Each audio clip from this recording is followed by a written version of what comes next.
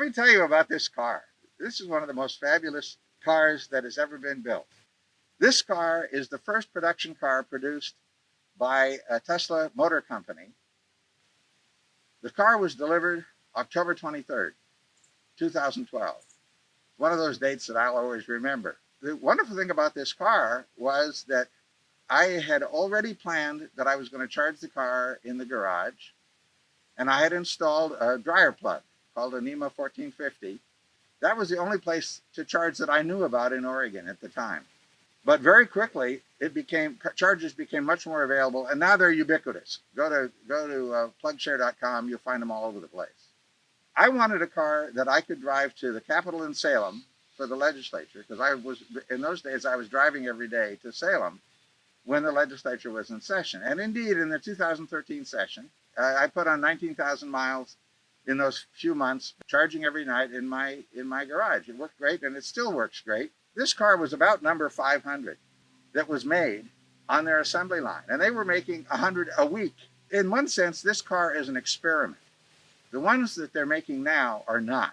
They're vastly more reliable, and this car is extremely reliable. When I want to go around somebody who's sitting in the other lane and there's a truck blocking me half a block ahead, I just do my normal acceleration and change lanes. And it doesn't matter what's next to me, unless it's another Tesla, because I always go faster than they are. And that's true for almost all electric cars, because it has no wait time when you put the throttle down, and it accelerates very much more quickly.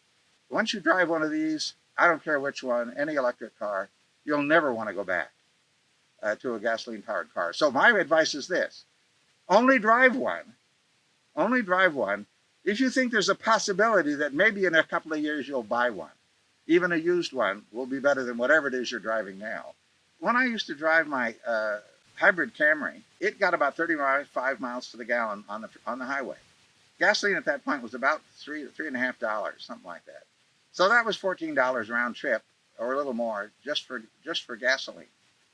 This car, big and heavy and monstrous as it is, gets 3 miles per kilowatt hour, which is about 3 cents, given the price of electricity in Eugene, about 3 cents a mile. So you multiply 3 cents a mile times 130.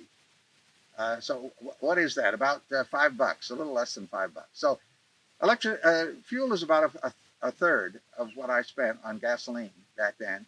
It's not quite that good today because gasoline's a little cheaper, but it's in the same sort of range. So what I've discovered is there are no oil changes. There's no tinkering with the 1,500 or 3,000 moving parts of an internal combustion engine and all the stuff that comes off of it. There's no carburetor, there's no oil, there's no lubrication that needs to be done. You never have to replace the rings or the spark plugs because there aren't any. None of those things exist in this motor. What the motor has is one moving part and a few bearings. That's it. And so the car is enormously reliable too. Just when they first made them, they had no idea how well they would last. They wanted them in every year to be looked at. Now they don't care. They say it doesn't need normal maintenance. What you have to do is replace the tires. When you replace tires, you look at the brake pads. Brake pads don't wear because the car loses speed when you take your foot off the accelerator, and the energy goes back into the battery because the motor becomes a generator. There is one fluid that you have to be really careful about keeping the car stocked with, or you will not like it, I promise you. And that's the windshield wiper fluid. Electricity, simple. You get back into your garage, into your carport, and you plug it in. 10 seconds to plug in. You go away, do whatever you're going to do. 10 seconds to unplug, and you're off on the road with a full tank. I mean, battery.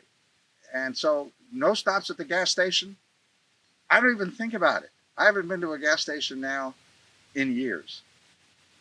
October 23rd, 2012. The battery is in fine shape.